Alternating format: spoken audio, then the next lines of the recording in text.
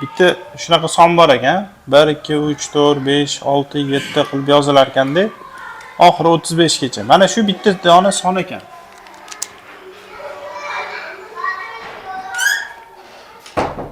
Shu bitta dona son ekan. Shuni 25 ga bo'lganda qoldiq qanaqa bo'ladi degan. 25 ga bo'linish belgisi qanaqa? Bilasizlarmi? Oxiri 5. 25 ga davomli. 5 ga emas. 25, 75 yoki 0. Oxiri 25 bilan tugaydigan sonlar 2 ta 0, 75, 50 yoki oxirgi ikkita raqamidan tashkil topgan son 25 ga bo'linishi kerak. Hozir bu agar 25 bo'lganda qoldiq bo'lmas, shunday bo'linib ketardi, to'g'rimi? Lekin 35 ekanda. Demak, qoldiq 10 bo'ladi deysizlar. Qoldiq. Yoki mana qilib ko'ringlar o'zingizlarga, misol olib ko'ringlar. 35 ni 25 ga bo'lsa qoldiq qanaqa? 135 ni 25 ga bo'lsa qoldiq qanaqa? 235 ni 25 ga bo'lsa qoldiq qanaqa? Hammasida bir xil nima chiqadi? 10 chiqadi. 10 chiqadi, bundan ham 10 chiqadi. Chunki agar 225 bo'lganda edi bo'linib ketardi. 10 ta oshiqcha qolib ketyapti. Buni ham bo'lgan 10 ta, bunda ham 10 chiqib qolaveradi. 11. Qanaqa ekan savol?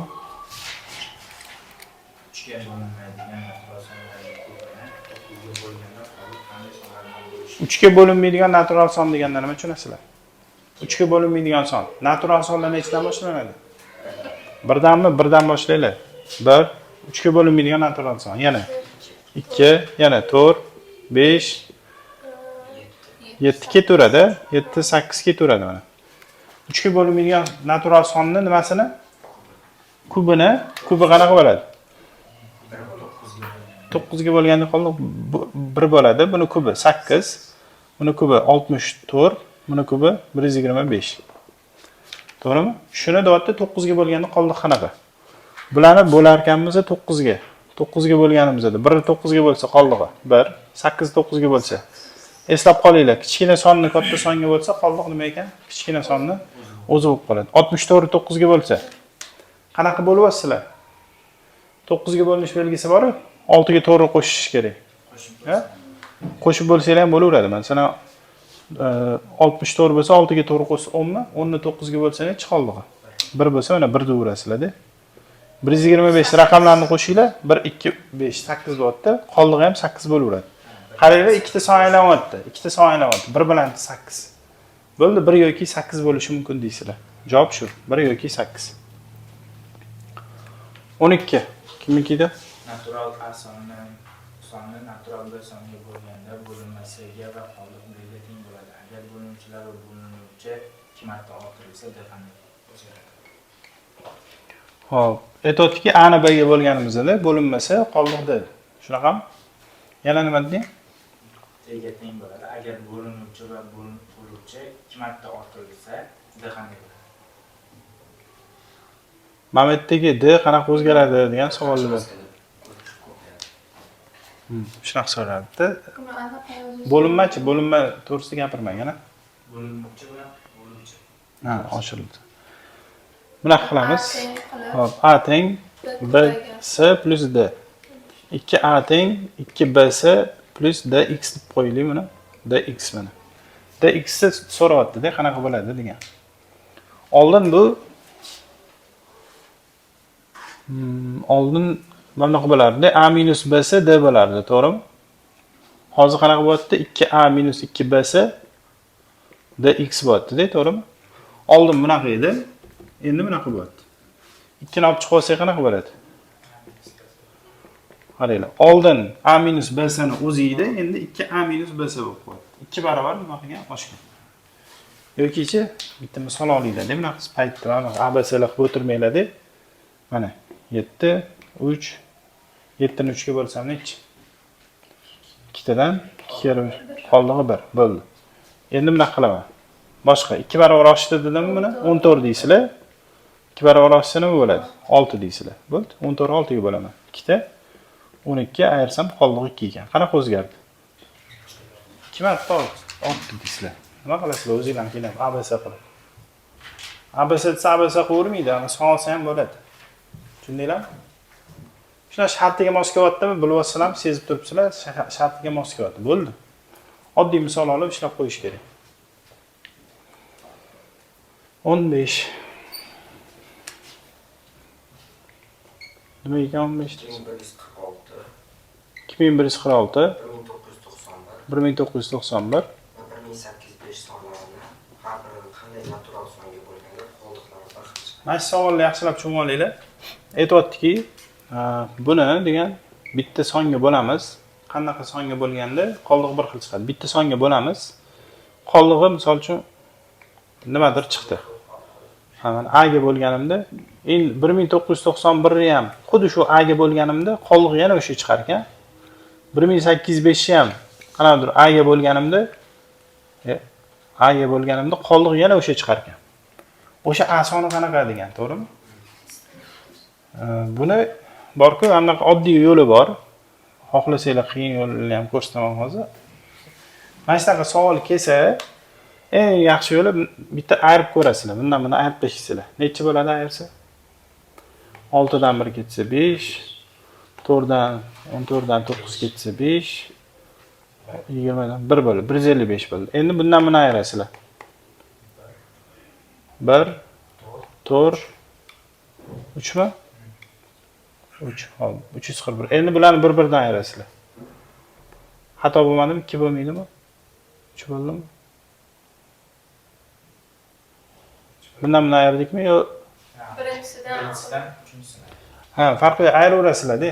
Birinchisidan 3 ayirsanglar ham bo'ladi yoki bundan buni ayirsanglar. Iloji boricha bir-biriga yaqin sonlar bo'lsa yaxshi bo'ladi. Bundan buni ayira qolinglar, yaqinroq bo'ladi.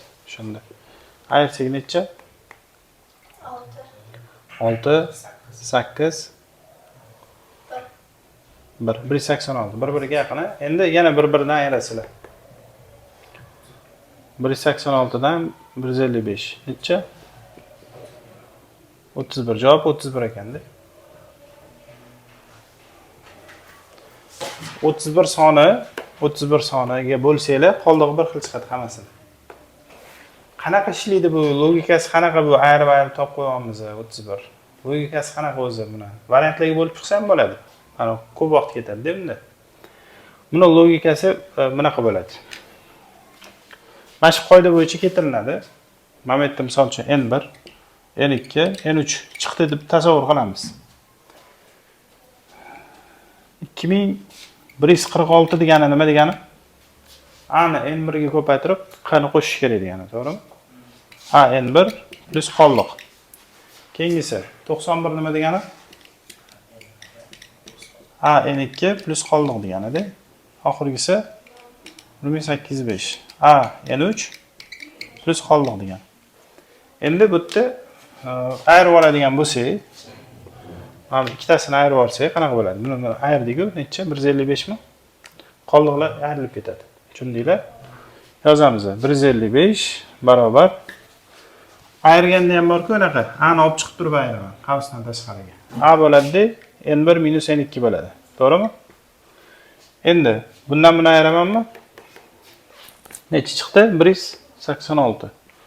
186 chiqdi.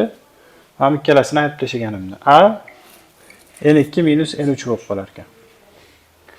186. Keyin nima qildik biz? Bilan ayirdik, bilan ayirdik.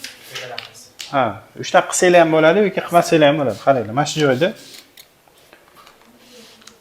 Xo'p, shu joyda buni qilamiz. 155 ni men yozaman. 31 kare 5 deb. 186 ni 31 kare necha? 6. Qaranglar, 31 bu yerda A bo'lyapti-da. 31 bu yerda A bo'lyapti. Mana bu yerda ham A bo'lyapti. Ikkalasiga mos kelyapti. Bu 5 ga teng bo'lib qolar ekan, bunisi 6 ga teng bo'lib qolar ekan. Agar n2 ma'mullar kerak bo'lsa, mana shuni olib qo'yaverasizlar. Plus 31 ekan. Chunki buni boshqacha ikkitaga ajratib bo'lmaydi-da. Nima qilsa bo'ladi? 155 kare 1 desa bo'ladi. Ikkalasiga ham mos kelyapti. A borda ikkalasida ham. O'sha ikkalasida ham 31 bor. Tushunarlimi? A demak 31 ekan deysizlar.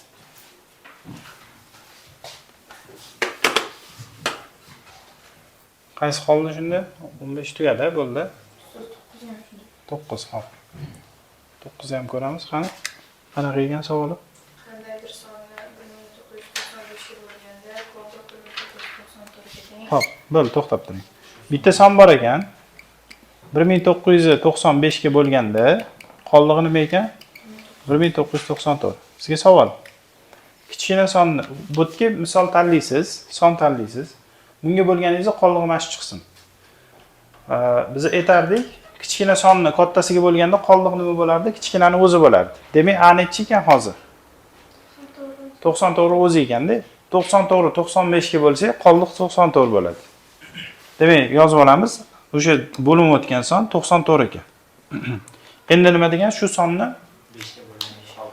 5 ga bo'lganda qoldiq qanaqa? Mana shu sonni 5 ga bo'lsam qoldig'i nechi bo'ladi? Agar mana shu yerda 0 bo'lganda edi, bo'linib ketardi deb o'ylaymiz. Bo'linib ketadi. Demak, 4 bo'lsa, 4 ta oshiqcha bo'ladi-da. Qoldig'i nima bo'ladi?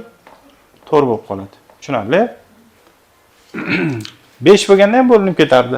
0 bo'lganda ham bo'linib ketardi. Bo'ldi, javob shu.